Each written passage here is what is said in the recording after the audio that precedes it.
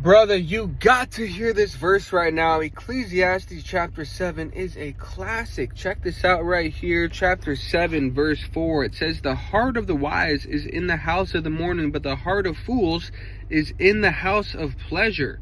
Guys, it says right here that we should not be always focused on happiness. It says that someone who's always thinking about happiness is a straight fool. But someone who thinks about death, because that's where we're all going, is a wise person. And this is so important to recognize, because in today's society, everyone is posting on social media, glamorizing their life, posting their highlights.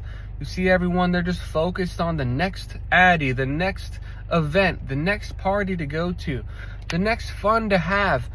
Those are fools, guys. It says right here, the person that's always thinking about having a good time and happiness is a fool. But the person that's mourning and thinking about death is a wise person. Guys, don't take this out of context.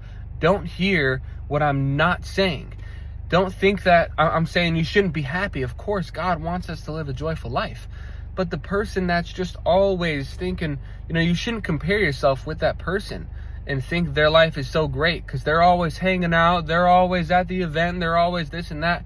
No, guys, you don't learn anything being around all other people. The only time you learn stuff about yourself is in solitude, when you take time and reflect. So always remember that.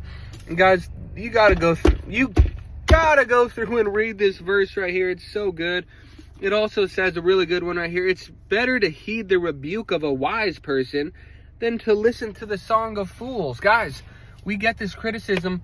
Today's society is completely soft to criticism.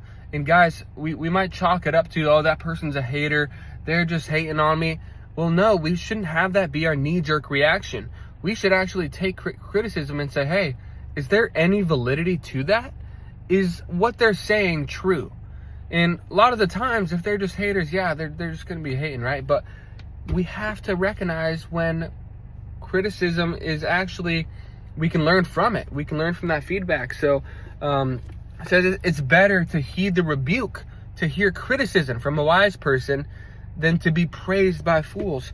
You gotta go and read this, guys. It's talking about wisdom. It says right here, who is like the wise? Chapter 8, verse 1. Who knows the explanations of things? A person's wisdom brightens their face and changes its hard appearance.